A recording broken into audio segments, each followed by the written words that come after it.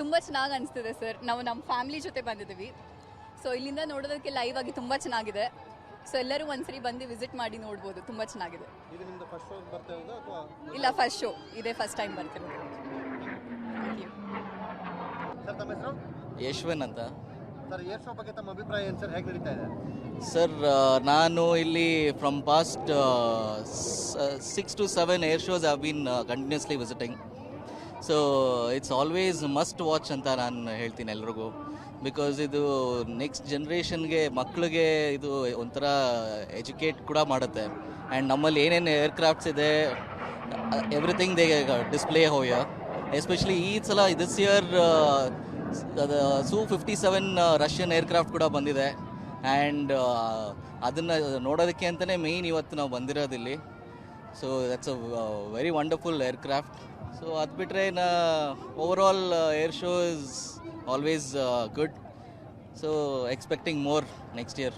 ನಾವೀಗ ಹೇಳ್ತಾ ಇದ್ರೆ 7-8 ಶೋಗಳನ್ನ ನೋಡಿದ್ದೀನಿ ಅಂದರೆ ಇದುವರೆಗೆ ಬಂದಿದೆ. ಕಂಟಿನ್ಯೂ ಬಂದಿದ್ದೀನಿ ನಾನು. ಬಟ್ ಈ ಬಾರಿ ಶೋಗಳ ಸಂಖ್ಯೆ ಕಮ್ಮಿ ಇದೆ, ಕೆಲವೊಂದು ಏರ್ಕ್ರಾಫ್ಟ್ಗಳು ಬಂದಿಲ್ಲ.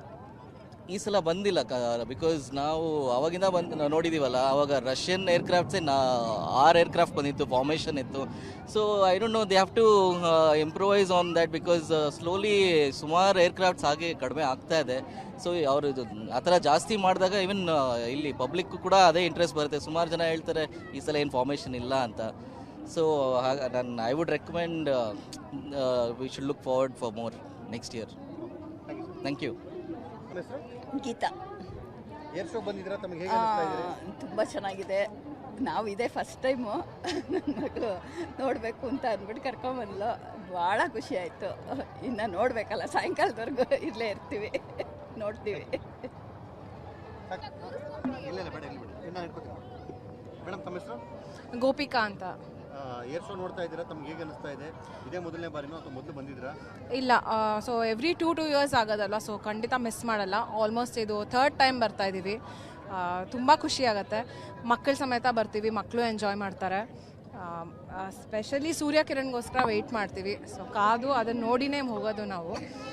ತುಂಬ ಚೆನ್ನಾಗಿದೆ. ಎವ್ರಿ ಇಯರ್ ತುಂಬ ಚೆನ್ನಾಗಿ ಆರ್ಗನೈಸ್ ಮಾಡ್ತಾರೆ.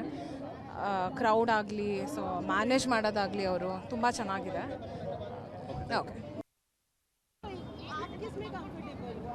रेडी में दोनों में क्वेश्चन में? हाँ ओके, आप इंग्लिश में बोलिए, मैं हिंदी में क्वेश्चन आपको. नहीं देन तो फिर आप हिंदी में what I'm saying is what will be better for your channel for the reach?